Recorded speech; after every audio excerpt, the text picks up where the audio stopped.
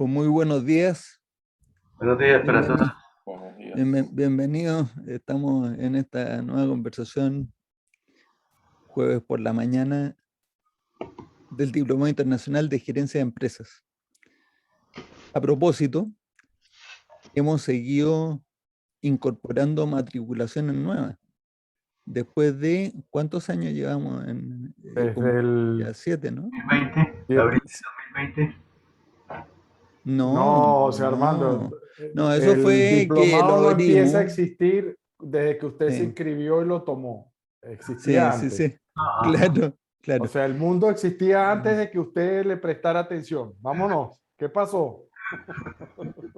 No puede ser que el mundo es antes y después José Armando. Madre mía, eso fue así un jalón de oreja. No, Eh, pero si estoy bromeando, el, sí, José Armando es la persona más tranquila que yo conozco. el programa lo hicimos en vivo el 2016, creo, ¿no? Creo que el 2016 fue que decidimos lanzarnos 2016 al o agua, sí, 2015 puede haber sido. por ahí. 2015 o 2016. Sí. Sí, señor. Y sigue incorporándose gente a la matriculación. Y tú y yo, Javier, hemos conversado que tenemos un proyecto pendiente que es reeditar Actualizarlo. alguno de los módulos. Sí, ya tengo armado el esquema de cómo voy a hacer el de proyectos de cadena crítica. Yo me comprometo a hacer eso y está grabado aquí, está en este video, así que lo voy a hacer. Era la única manera, si no, no lo hago nunca. Bien, entonces voy a ir Escoge pensando. uno. Me Sí, comprometo a pensar, a pensar a ver cuál quisieras. no, el ¿Cuál de me provoca y cuál me da la gana? Sí, operaciones y claro, cadena de suministro. sí. Bueno, esos fueron avisos comerciales y compromisos de los recursos. Exacto, al aire, ¿Cuánto te va a demorar? O sea, tu tarea ya está hecha. ¿Para qué? Ahora, Sí, ¿cuánto me ¿para demoro? qué? ¿Para qué fecha lo podemos tener listo? Bueno, ya. Este año, con seguridad Vamos, este año.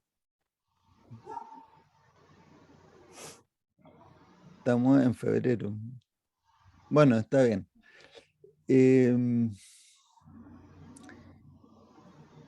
¿Y hay alguna inquietud o no? ¿Alguna Sí, pregunta? yo Sí. tengo una que tiene que Yo, ver. yo tengo una, o sea, primero que Daniel empiece, yo después simplemente, si hay tiempo, yo acabo de publicar algo en LinkedIn, pero quisiera precisamente conversar del arranque de lo que empecé escribiendo, porque me hizo acordar de una conversa con Eli y también leí de alguien más que hizo la misma pregunta y recibió la misma respuesta. O sea que la respuesta que yo recibí fue consistente. Y para mí fue sorprendente cuando Eli me lo dijo. Entonces, pues, quiero pues, compartir y esa anécdota es interesante y también nos hace hablar, estoy seguro. Bueno, como tú ya sabes, yo ya vi tu nota, que la publicaste Sí, hace como 45 segundos, pero sí.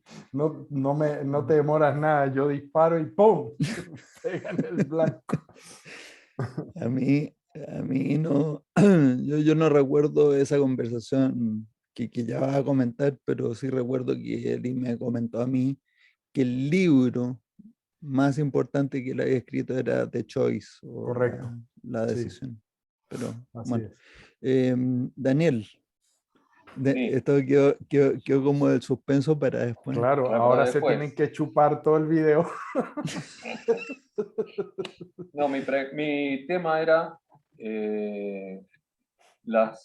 vamos a hacerlo en nomenclatura de TOC. ¿Cuáles son las ramas negativas de tener un buffer?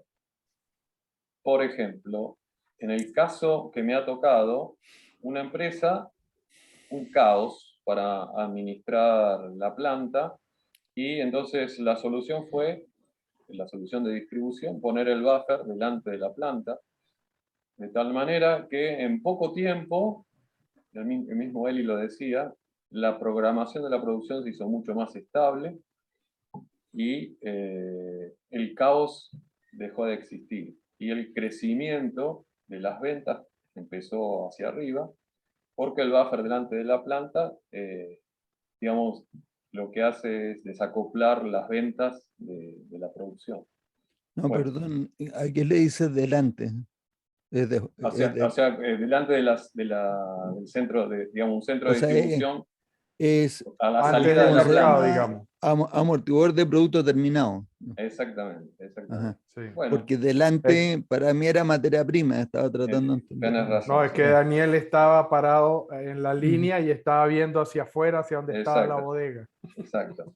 Entonces, los efectos de eso trajo una gran tranquilidad en la planta y se montaron en lo que se llama la curva verde, ¿no? Ujú. Ahora, los defectos de producción seguían estando. O sea, en ese momento eran como 17.000 piezas malas, ¿no? Era como un 20% de la producción.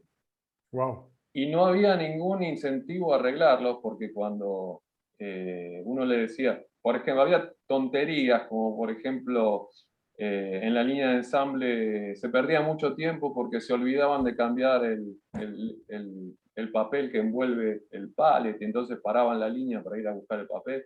Y cuando uno le decía al supervisor, ¿por qué no toma una acción correctiva a eso? Te decía, bueno, porque tenemos buffer y a la tarde lo compenso. Y entonces como que le daba esa tranquilidad, entonces nunca se iban a montar en la curva roja.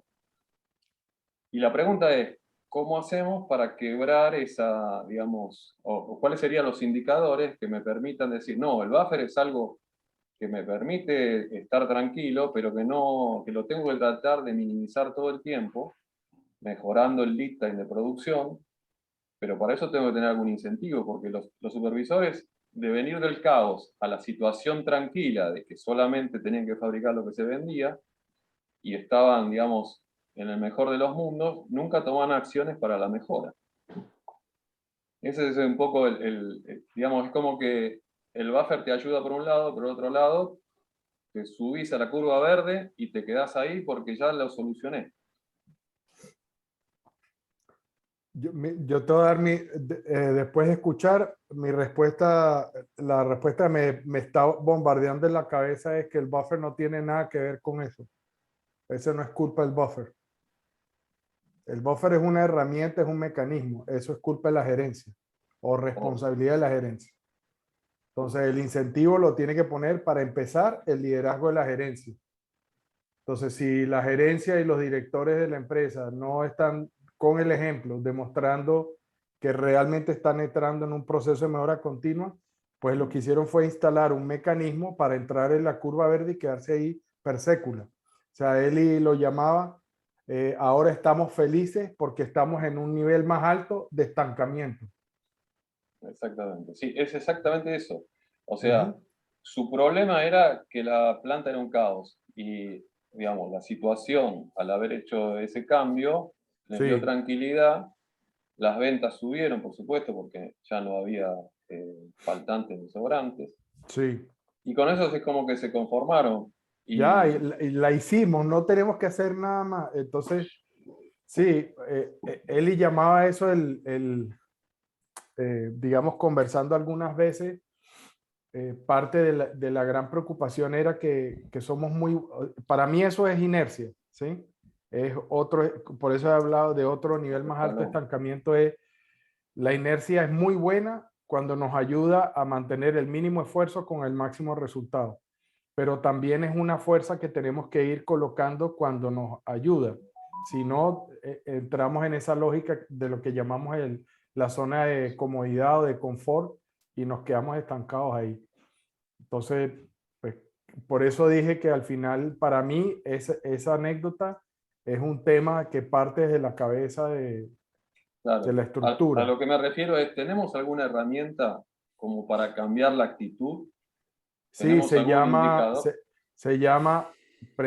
te voy a tener que echar el árbol, voy a tener que echar el cuento de lo que escribí, porque para mí es eso, o sea, a ver, lo que publiqué en pocas palabras. Pero ahora, antes de sí. eso, No, por favor, remontaré Matías. un poquito, sí, porque pues así tú nos vas a contar cuál es la solución concreta y específica de teoría de restricciones a Sí, este tema.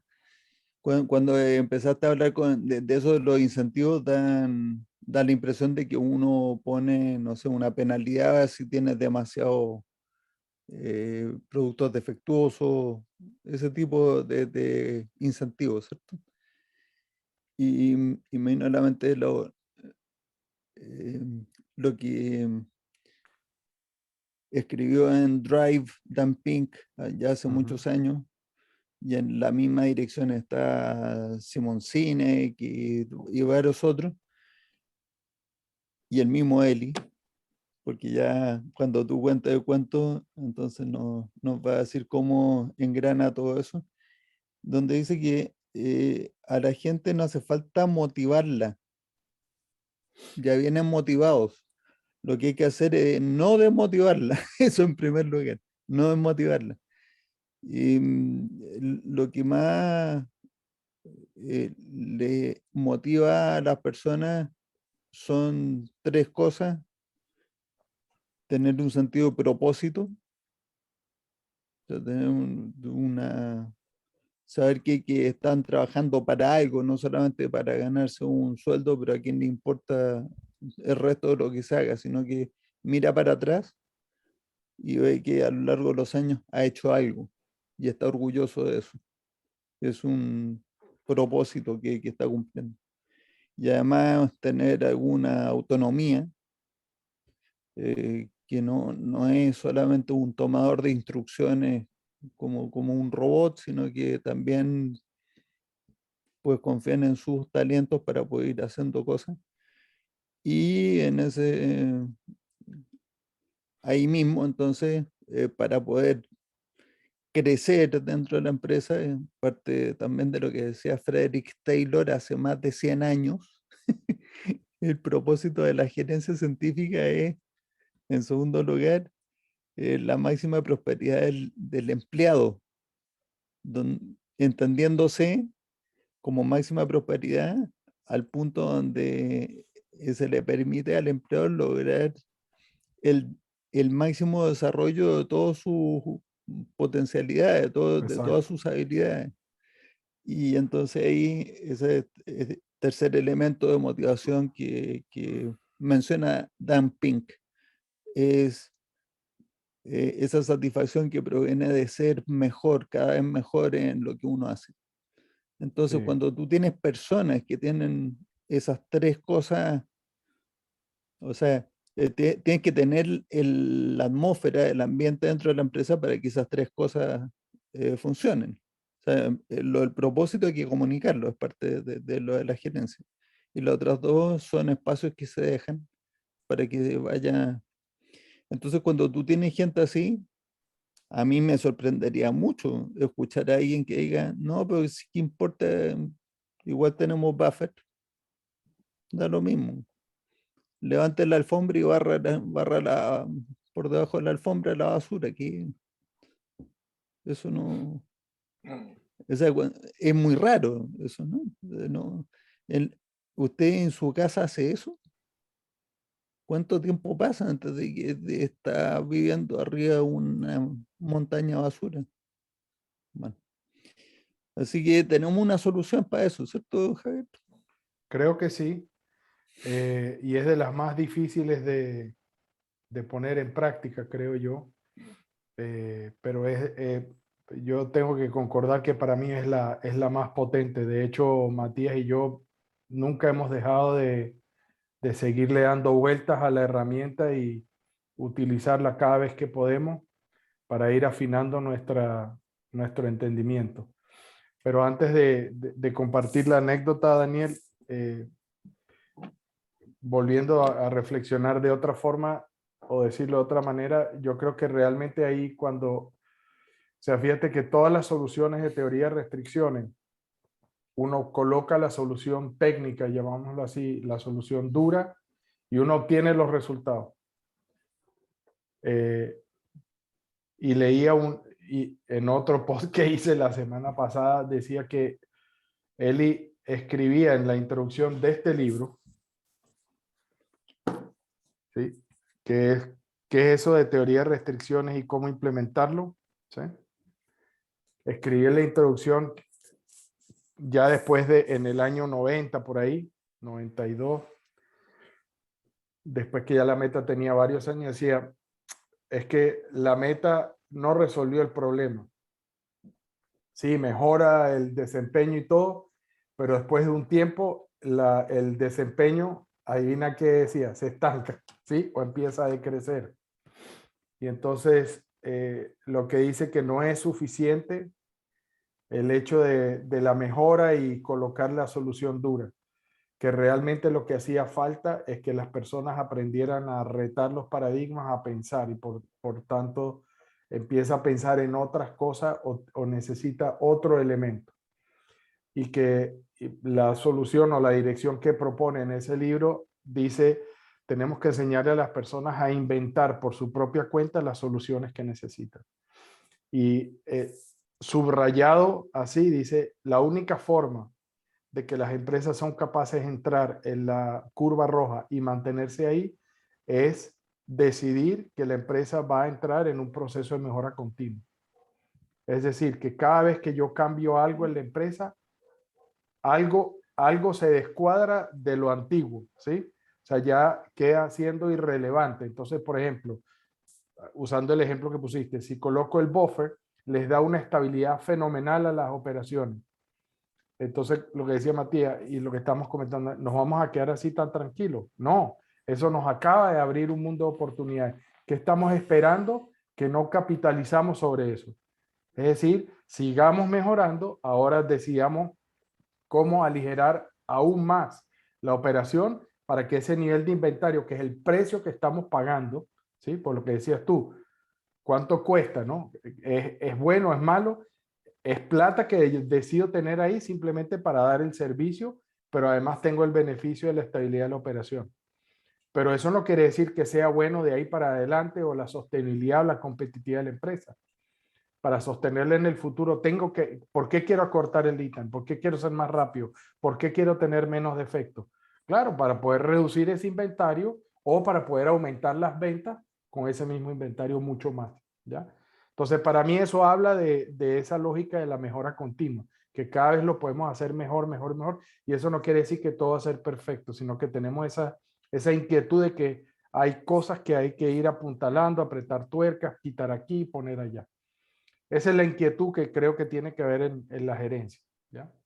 Bueno, entonces, la anécdota es la siguiente. En una conversa con Eli, pues le pregunté que según él, cuál era su contribución más importante o cuál era la pieza más importante de teoría de restricción de todas las cosas que había, ¿ya?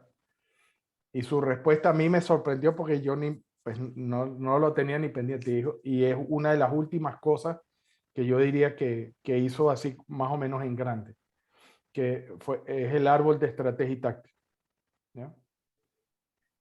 Entonces, yo le digo, bueno, ¿y el árbol de estrategia y táctica por qué? Porque me dice, bueno, es una herramienta que inventé hace mucho tiempo atrás, la dejé en un cajón, ¿sí?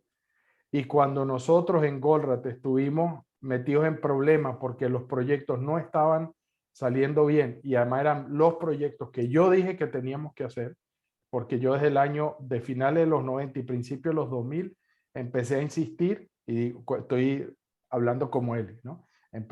No yo. Él empezó a insistir que todos los proyectos tenían que ser proyectos holísticos, que tenían que ser proyectos de toda la empresa, que tenían que ser proyectos de lo que él llamó visión viable, es decir, que tenía que ser, como les dijo alguna vez a la gente de Cristal Vestimundo cuando estábamos sentados ahí en Medellín, no, Fish, dejó la enchilada. La Sí. única forma de que esto va a funcionar es dejó la enchilada, o sea, de punta a punta, ¿ya? Entonces, siendo de esa manera, ¿no? Entonces, ¿por qué el árbol de estrategia y táctica? Porque el árbol de estrategia y táctica cumple tres funciones principales, ¿ya? Primero, la manera como lo utilizamos cuando estábamos en esa situación de que los proyectos no estaban saliendo bien, pues él dijo, voy a retirar esa herramienta del cajón y la vamos a aplicar. ¿Por qué? Porque necesitábamos instruir muy rápido a una cantidad de personas en qué era lo que había que hacer, en qué secuencia y más importante, qué no hacer. ¿Ya? Entonces teníamos un gran equipo de consultores, algunos de Goldratt y otros de fuera de Goldratt, pero trabajando todos juntos y los proyectos no avanzaban y no estaban entregando los resultados que habíamos comprometido con las empresas. Y las empresas estaban pagando para que hiciéramos el trabajo y generar el resultado. Ojo, ninguna empresa perdió plata ni quedó mal, solo que el resultado que Eli había hablado era en 4 años o menos el nivel de ventas actual a utilidad neta. ¿Ya? Es decir, que si la empresa vende 100 millones, en 4 años son 100 millones de utilidad neta o de EBITDA, ¿ya?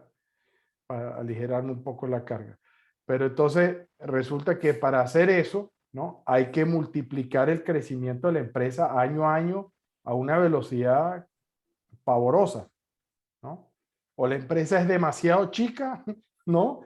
Y entonces ya no hay tanto problema, o la empresa realmente entra en un proceso de mejora continua, no hay escapatoria, ¿ya? Entonces, ¿qué fue lo que pasó con esa herramienta? Nos la aplicamos a nosotros mismos. Y él dijo, para que aprendamos a cómo utilizar la lógica y las soluciones de teoría de restricciones en el mundo holístico, porque esa era la otra, nadie lo está haciendo, lo que la gente hace va y aplica DBR, ¿sí? O aplica MTA, o aplica MTO, o va y le mete cadena crítica, olvídate de contabilidad de throughput, ¿no? Algunos la usan, otros nada que ver, pero entonces es siempre la solución local y dura. Entonces, para hacerlo holístico es otra cosa, ¿ya? La solución dura está por allá abajo. Lo primero que se requiere es una dirección estratégica consensuada, una ventaja competitiva decisiva y después de eso todos los procedimientos y las cosas de lo que hay que cambiar, porque no todo está mal. Y Que se entonces subordine. se subordine a eso. Y todas las cosas que están en el árbol son las únicas que se necesitan.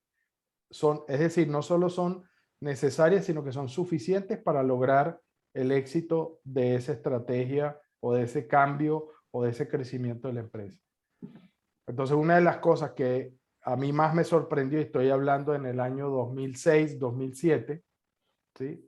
Cuando estamos en esta y estamos hablando desde el año 2000 más o menos, que él empieza bla, bla, bla, visión viable, empieza a hacer las ofertas, los eventos. Yo empiezo a trabajar con él en el 2004 ya metido dentro de Goldratt. Entonces estamos hablando de 2004 a 2006, 2007 más o menos, son como 3 años. Y teníamos muchos proyectos en el mundo. Cuando digo muchos, son muchos. Con grandes empresas medianas. Y Eli dice, tenemos que echar un frenazo, esto hay que arreglarlo. O sea, lo que dije que íbamos a hacer, lo tenemos que hacer y no está andando a la velocidad que queremos. Bueno, entonces lo primero que hizo fue choke the release. Necesitamos nosotros ganar atención. Nuestra atención gerencial tiene que enfocarse a resolver el problema. No podemos estar distraídos. Entonces, digo, ¿cuál es la mejor manera de enfocarse? Solamente estos templates. Todo lo que esté fuera de estos templates, de estas plantillas, para afuera. Y empezamos a revisar todos los proyectos y 2/3 de los proyectos que teníamos en el mundo los cerramos. O sea, hay que tener cajones para hacer eso. Y esa fue la directriz. Y a partir de que lo cerramos, nos quedamos con 1/3 de los proyectos, que eran los más estándares apegados a los que llamamos los templates en ese momento, las plantillas. Es decir, que era MTO. MTA tiene otras connotaciones, que hay unas historias por ahí también de entrenamiento, que adoro esa historia, porque Matías es muy duro a veces al decir cosas, pero es muy humilde en mostrar la velocidad que tiene para identificar cosas y usar la lógica para hacer deducciones que pueden remover territorios completos. Esa anécdota para otro día. Pues esa tampoco nunca se me olvida. Entonces, las dos que se me vinieron a la mente. Sí, por supuesto. Hablando de enfoque. Hablando de enfoque, sí. O sea, paréntesis 30 segundos. Sí. Una empresa, otro día la anécdota más en detalle, pero una empresa que había decidido contratarnos y había aceptado $5 millones de precio. ¿Bien? Listo, no El proyecto. perdamos de vista el contexto. Y producían lo que sea a pedido y también tenían un negocio de stock. Y en ese momento me dijeron, no se puede hacer las dos cosas, MTO o MTA, tienes que decirles que elijan. Yo les dije eso y me dijeron que ni a palos, que eran dos negocios muy importantes, había que desarrollarlos los dos juntos y tuve que matar el negocio que ya habían aceptado comprar. Ya habían dicho que sí, ya estaban listos para firmar el Entonces, cheque. entonces a ver, estábamos en eso y los que habíamos firmado estaban solamente MTO, eran MTA, entonces estaban uno de MTO. Yo estábamos 1 año y medio dentro de la implementación, reunión con Eli, y estamos en la mitad de la reunión y le dice, tú lo que tienes que hacer es mezclar MTO y MTA en la planta. Y me miró de reojo. Bueno, listo. Sigue con tu cuento. Ya. Bueno, entonces al final de eso, pues, digamos, la aventura que empezó ahí de varios años fue que Eli dijo, listo, la solución, la inyección para el problema que tenemos de velocidad y magnitud de resultados es que estandaricemos cómo se implementa cada uno de los templates. Entonces, la manera más fácil de estandarizar era proveer el árbol de estrategia y táctica, pero no para que lo siguieran como instrucciones, sino que lo tenían que aprender. Tenían que internalizar qué significa la herramienta, cómo se usa. Y lo más importante, al final son 3 cajitas. No es ni la estrategia ni la táctica. Las 3 cajas más importantes se llaman supuesto de necesidad, el supuesto paralelo y el supuesto de suficiencia, que son todas las premisas que usamos para decir por qué creemos que esta es la forma que hay que hacerlo. Y vuelta otra vez entonces al mundo de TOC, donde las premisas uno las tiene que validar, las tienes que retar, las tienes que cambiar, etcétera, etcétera, etcétera. Entonces, ¿por qué digo yo, por qué Eli decía que el árbol de estrategia y táctica era la contribución más importante? Primero por eso, porque en todas esas cajas contiene un cúmulo de conocimiento escrito que es prácticamente, voy a llamarlo así, sin intención de que sea equivalente a la Biblia del proyecto de qué es lo que se debe hacer y qué no se debe hacer. ¿Ya? O sea, casi que como los mandamientos, haga esto, no haga esto. Una vez que las premisas, los supuestos están validados. ¿Ya? Entonces, si uno es disciplinado y valida primero el ambiente que está mirando la empresa con las premisas y los supuestos, entonces la probabilidad de éxito es muchísimo más alta. Por no decir, es certero. Es cierto, va a ocurrir. El segundo elemento, ¿por qué es importante? Porque se convierte en una herramienta de comunicación y de trabajo conjunto entre nosotros, la empresa, y el cliente o la misma empresa para hacer la discusión interna y llegar al consenso de que si lo que está ahí lo entendemos, creemos en eso o no, y estamos seguros de que somos capaces de ejecutarlo. O sea, es una mirada al espejo, pero también es una apertura a un mundo que uno desconoce de lo que es capaz de hacer. Y la única forma de que el árbol de estrategia y táctica funciona en una implementación es que todo el mundo esté de acuerdo que va a aportar lo que tiene que hacer. Entonces, como herramienta de consenso, y Eli lo llamaba, la forma como está escrito, la forma como está hecho, es el árbol de estrategia y táctica de transformación, porque es para alinear a las personas y para documentar qué vamos a hacer, en qué secuencia y cómo. ¿Ya? Y provee esos dos elementos fantásticos, es decir, lo que es necesario y suficiente para lograr el resultado. ¿Ya? Y la tercera es que como es de transformación, tiene contenido en sí mismo, una serie de oportunidades donde uno tiene que confrontar la realidad con las personas y las personas tienen que manejar las razones por las cuales están dispuestas o no están dispuestas a cambiar, les preocupa o no les preocupa el cambio. O sea, es una herramienta de gestión del cambio para mí. ¿Ya? De transformación no es solo el hecho de que es el consenso, pero es una herramienta para darnos procesos de gestión del cambio. La gente tiene que mirar qué piensa, qué no piensa, qué miedos tiene y tiene que al final poder responder qué es lo que me va a pasar a mí. Y que lo que me va a pasar a mí es bueno. Y tiene que empezar a eliminar todos los conflictos que Eli llamó los motores de la discordia o de engines of Disharmony. disharmony. ¿Ya? Y la gran mayoría de esos motores, después de responder 2 preguntas, son casi todos conflictos.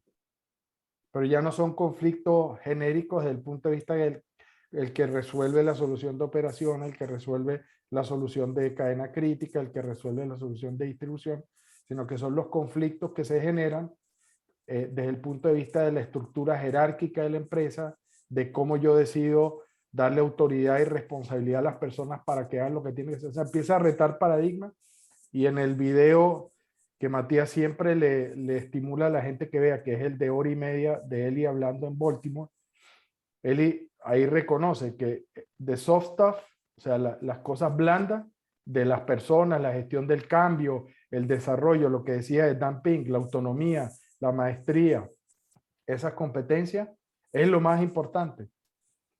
Y entonces Eli habla de la introducción del libro de Choice, ¿sí? De su libro La Decisión, el prólogo que escribió en Japón, para la edición de Japón, donde siempre cuenta la otra anécdota de que estando en una conferencia donde están presentando resultados de gestión de proyecto en cadena crítica, pues todo el mundo está hablando de que las personas hicieron esto, de que crecieron, de que tal persona estaba más feliz, que se eliminaron los conflictos, que todos trabajan juntos. Y Eli desesperado decía, perdóneme, pero tengo que interrumpir y preguntar. Tengo como 3 horas oyendo resultados y hablan de que las personas aquí, las personas ya fantástico, pero ¿dónde están los resultados? Es decir, cadena crítica, ¿dónde, cuántos entregaron a tiempo, cuántos se atrasaron, cómo se mejoró el lead time, etcétera, etcétera? Y entonces la respuesta le va a poner, dice, eso es lo que usted llama resultados. Sí, eso están, ahí están, mire, todos, estándar. 30% menos de recursos, 30% menos de tiempo, todo entregado a tiempo, bla, bla, bla, bla. Y entonces Eli decía, bueno, ¿cómo así? ¿Qué es lo que sucedió? Que esta gente dice que los resultados son otros. Están hablándome de personas. Y después pues dijo, sí, me cayó la teja. Yo no había entendido. La parte blanda es lo más importante, es lo más difícil y oh sorpresa, sin haberme dado cuenta, teoría de restricciones lo que hace es eso. Es la contribución más importante. Entonces, cerrando la anécdota, cuando uno mira el árbol de estrategia y táctica, que para mí nuevamente es la herramienta más difícil de utilizar bien y de que las personas le vean el gusto. ¿Por qué? Porque es grande, es abarca, tiene un alcance grande, es profundo, está llena de paradigmas que hay que retar o premisas que hay que evaluar. Y pues no todas las empresas están dispuestas a eso o creen que necesitan eso, creen que están bien. ¿Sí? Entonces volvemos al tema esa de la comodidad. Ya le pusimos una solución ahí al buffer y ya estamos tranquilos en la planta, no necesitamos nada más. No, pero es Mira, el árbol, perdón, dime, sí, Dani. una cosita de eso que tiene que ver con la actitud. Sí, Que a los japoneses, en el caso exactamente de eso, me decía, mira, la calidad es un tema de actitud. Y me decía, nunca des la señal, porque había la oportunidad de que alguien encontrara la falla antes de que se terminara de producir, ¿no? Entonces había como un lugar donde se ajustaba la soldadura y me dice, no, sacame eso, porque le estás dando una señal a la gente de que pueden hacer las cosas mal, que alguien lo va a parar por ahí. Es una claro. especie de buffer también. Entonces me decía, no, el cero defecto existe. Tenemos que tratar de que la actitud de la gente sea esa, sea de que no me puedo equivocar. No puedo equivocarme o estar distraído porque sé que alguien aguas abajo lo va a corregir. Esa era un poco la filosofía que trataban Sí, de pasar, ¿no? Por eso el tema de la calidad es muy importante, más que nada para estar comprometido con lo que uno está haciendo y tiene que ver con lo que hablábamos antes. Si yo estoy tranquilo de que las cosas, como me decía el supervisor bueno, más tarde yo me recupero, pero estaba haciendo las cosas mal, se recuperaba porque el buffer lo ayudaba. Ese es un poco también la filosofía es esa, tratar de que, digamos, las cosas se hagan bien de primera mano. Acerca de, estoy absolutamente de acuerdo, ¿eh? Ahora estaba pensando que da lo mismo si uno elige la calidad o elige el throughput o elige algún otro aspecto global del sistema. Cuando tú te concentras en lograr al máximo ese grado, ese atributo, los otros lo van a seguir. O sea, si tú te concentras en aumentar el throughput, necesariamente la calidad va a mejorar. Si te concentras en mejorar la calidad, necesariamente el throughput va a incrementarse. O sea, no hay una contradicción entre ellos, sino que son distintas caras del mismo cubito. Exacto. Entonces, necesita ir logrando todos simultáneamente, pero la forma en que cada uno lo haga, pues va a depender de su preferencia. Ahora, las empresas tienen una función de utilidad que depende directamente del throughput y no de la calidad. O sea, uno no vende calidad, vende cosas, donde la calidad es una de las condiciones, pero también está la cantidad, también está la oportunidad, o sea, en cuánto tiempo, si cumple o no el plazo, si tiene la disponibilidad. En fin. Así La que nosotros en conclusión teoría de sería, restricciones le ponemos prioridad número uno al flujo. Pero, y hablando de eso, cuando Javier dijiste que el árbol asustaba porque era una cosa muy grande, eso es cuando tú muestras el árbol completo así de golpe. Pero todos los árboles están contenidos en una sola cajita, que es la número uno. La 1. Es la uno. O sea, Sí, sí, entonces sí. tú lees la uno y la uno que dice es genérica para todas las empresas. Sí, Para todas, da lo mismo lo que haga la empresa. Dice, la estrategia es poner a la empresa en una situación donde es próspera hoy y es próspera en el futuro. Donde la prosperidad para los accionistas es producto de que uno está proveyendo máxima prosperidad a los empleados que muy contentos le dan el mejor servicio a los clientes, por el cual pagan cantidades grandes de plata, porque hay mucho volumen, mucha gente prefiere los servicios de esa empresa y entonces los accionistas tienen mucha prosperidad, la cual no vamos a echar a perder poniéndonos en contra de el resto del mundo, haciendo, o sea, dañando el medio ambiente o yendo en contra de las comunidades que pueden ser afectadas con externalidades negativas por la empresa, contaminación, ninguna de esas cosas. O sea, todo eso está contenido en la frase. Esa es la estrategia. ¿Y cuál es la táctica? Construya una ventaja competitiva decisiva y las capacidades para capitalizar en ella en mercados lo suficientemente grandes sin agotar los recursos de la compañía y sin correr riesgos reales. reales. ¡Charán! Es muy simple. Ese es el resumen ejecutivo. Sí, ¿Y eso cómo se come? Bueno, entonces tenemos que bajar un segundo nivel. Y entonces en el segundo nivel tenemos las cajas que empiezan con un 2 por el segundo nivel. Y después viene el tercer nivel, el cuarto y hasta el quinto, donde uno tiene los detalles de qué es lo que hay que hacer.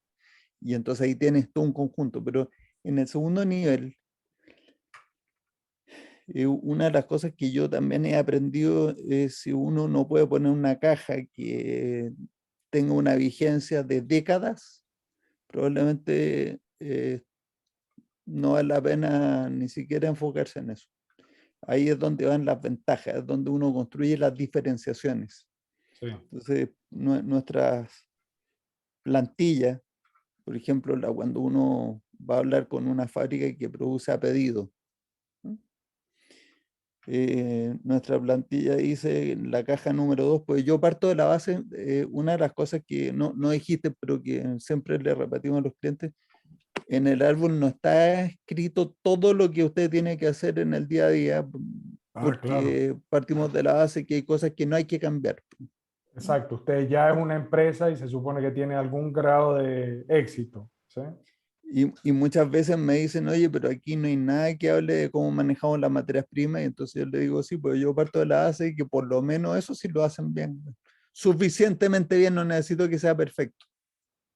Exacto. ¿Están Si no, pero lo vendiendo? hacemos Sí. mal, no es problema, le ponemos la cajita de materias primas. Exacto. No es problema. Se la agregamos y ya está. Pero en el caso de cuando vamos a ver el ejemplo que le estaba diciendo, de empresas que fabrican a pedido, pues yo ya parto de la base de que esa empresa está fabricando porque le están comprando, y si le están comprando porque ya aceptaron el precio y la calidad. Exacto. Entonces, yo no veo necesario empezar a hablar de tenemos que mejorar la calidad de los productos para que se los acepten, o tenemos que mirar la estrategia de precios para que los acepten, porque ya están vendiendo. Entonces, ¿qué es lo que puede hacer diferente una empresa que fabrica a pedido y sigue siendo diferente hoy, después de Sí, ahí años? después que termine la idea, cierro con, para mí, el broche de oro. Sigue siendo una diferenciación novedosa, entregar a tiempo. Entonces, la caja 2.1 de nuestros árboles dice que la necesidad consiste en lo siguiente. Cuando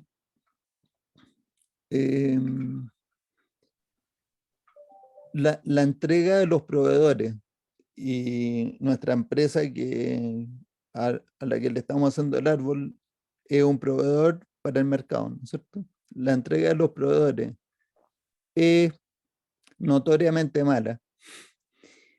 Y además se cumple una segunda condición. Las entregas tardes tienen consecuencias gravísimas para los clientes. Entonces viene una condición muy importante, que es la que hay que validar. Garantizar la entrega, o sea, una entrega extremadamente buena es una necesidad significativa de los clientes, por lo menos suficientes clientes. Entonces la estrategia ahí es muy sencilla. Hay que construir una oferta donde uno es capaz de ofrecer una garantía. No estoy leyendo el árbol, ¿no? No, tranquilo. Medio aburrido.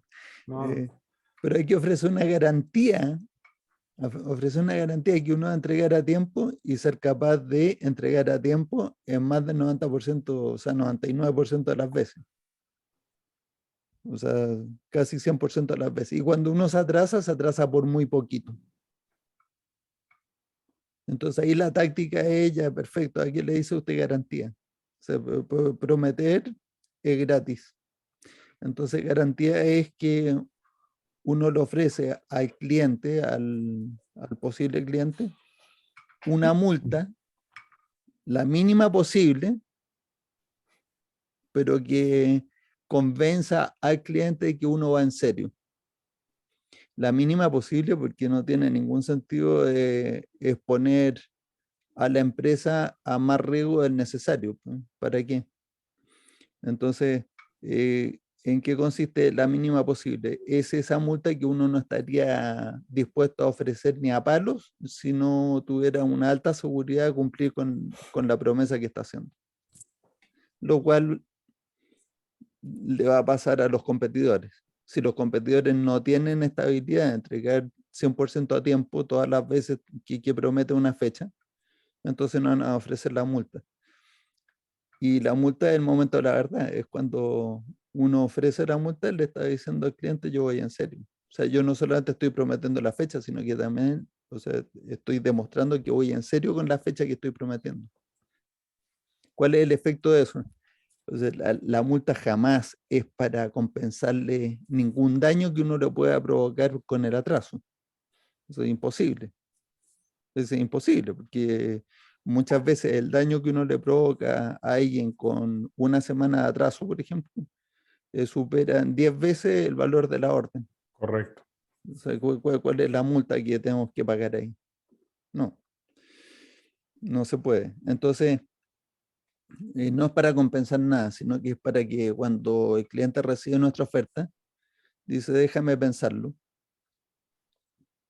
Y eso significa que va a llamar a competidores nuestros y les va a preguntar y les va a decir, me están haciendo esta oferta, y es donde me prometen este plazo de entrega, que a mí sí me sirve, y me prometen el plazo de entrega garantizado con una multa. ¿Tú estás dispuesto a hacer lo mismo? Y entonces, cuando los otros le dicen que no y no le dicen que no estoy dispuesto, sino que le dicen, no, una multa. Jamás ha visto eso en nuestro rubro. Ese debe estar desesperado que promete cosas así. Sí, ya entiendo. Pero tú me vas a entregar a tiempo, por supuesto, nosotros somos gente seria. Pues, si me vas a entregar a tiempo, ¿qué te importa poner la multa o no? Si no la va a pagar de ninguna manera. No, nosotros somos gente seria y no andamos con juegos de multa. O sea, no, muchas gracias. Eso era todo lo que quería saber. Implícitamente levantó un letrero diciendo, no estoy seguro si te voy a entregar a tiempo o no. ¿Cierto? Y eso es lo que hace la diferencia. ¿Esa estrategia va a cambiar alguna vez en los próximos 100 años? Yo creo que no. Yo creo que no, que eso va a seguir siendo válido siempre. Siempre.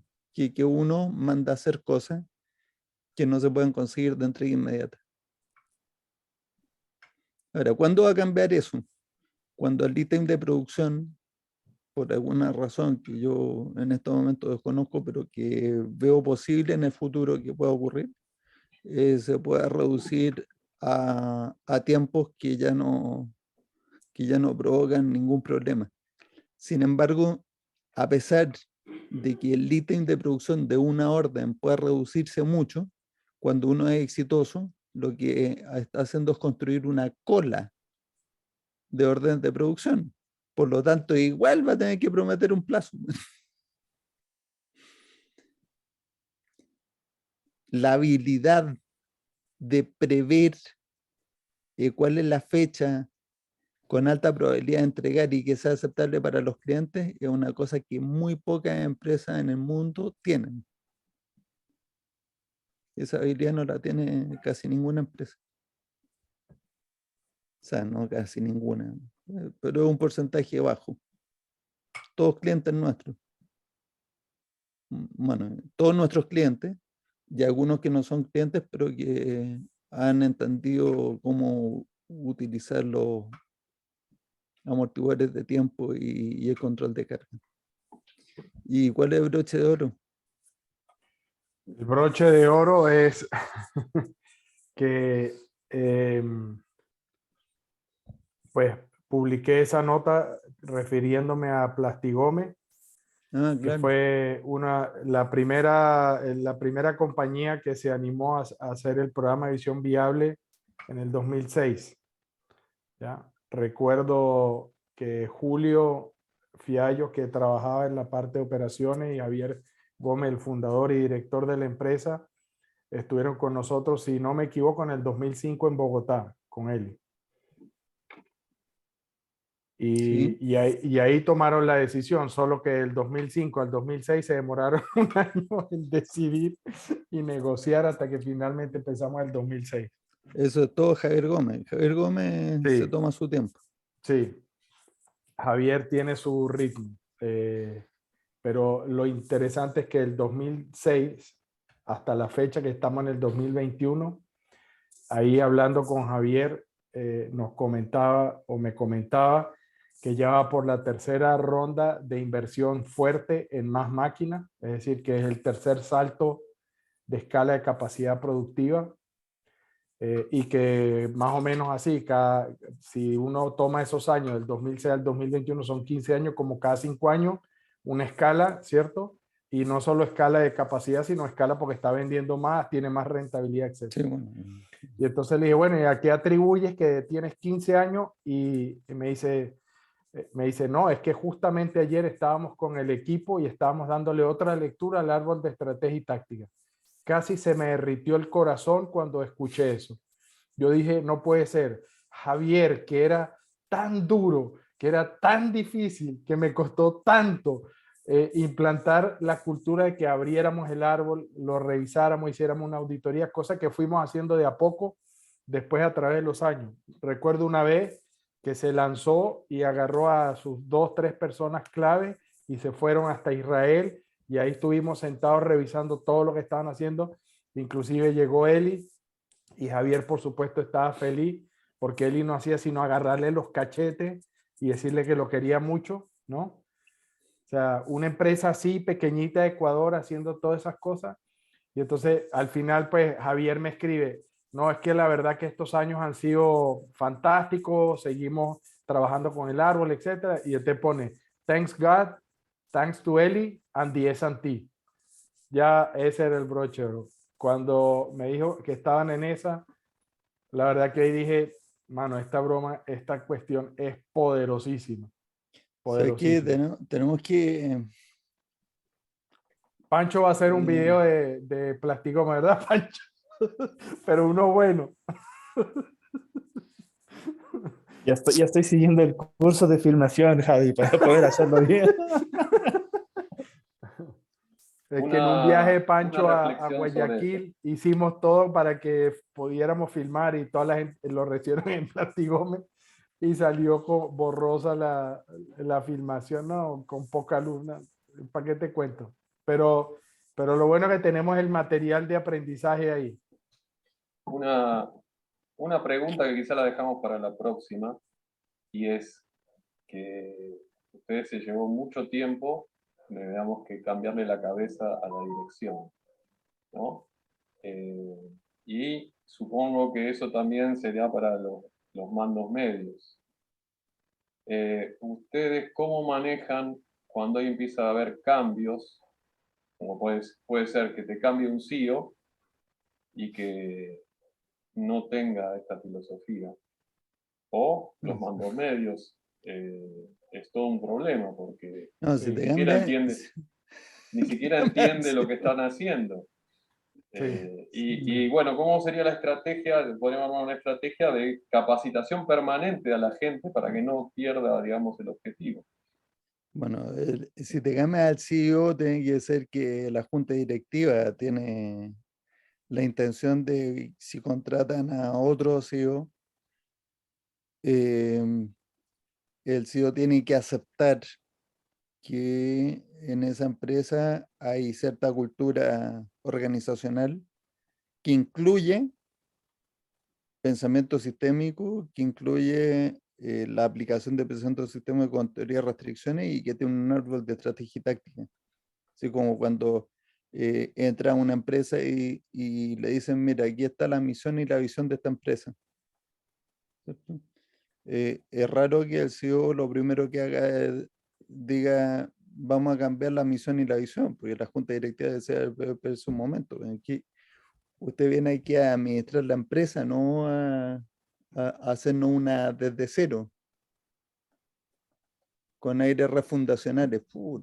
Ya empecé. Sí, Listo. eso, te digo, Eso, hay ejemplos. eso fue una referencia muy dolorosa a lo que Sí. nos estaba pasando en Chile. Bueno, entonces,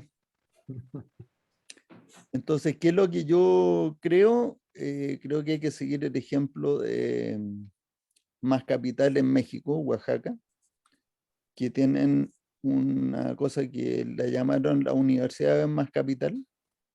Le puse a decir la universidad, o puede ser una escuela interna, donde tienen cursos formales, por donde tienen que pasar las personas que entran a trabajar en la empresa, ya sea para la inducción de nuevos empleados, como para también los que ya están dentro de la empresa, reforzar conocimientos, incluso pueden ser pasar a ser los profesores, en fin, o sea, es tener el vehículo, la escuela dentro de la empresa,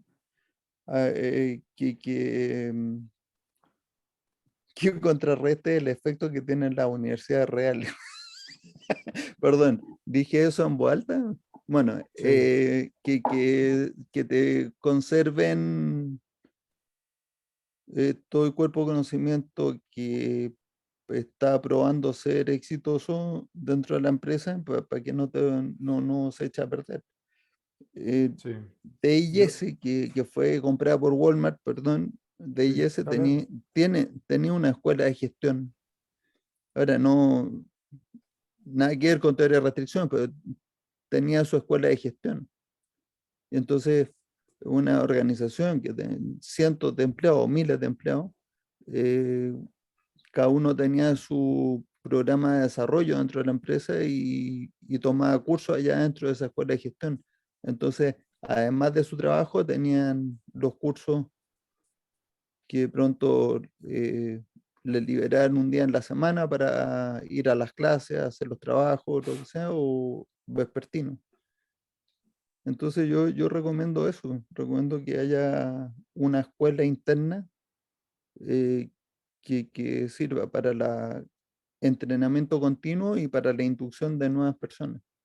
Ahora tú dijiste cambia al CEO, claro, al CEO hay que hacerle la inducción número uno, Igual, o sea, yo creo que el pero es parte de CEO la es, selección, yo creo.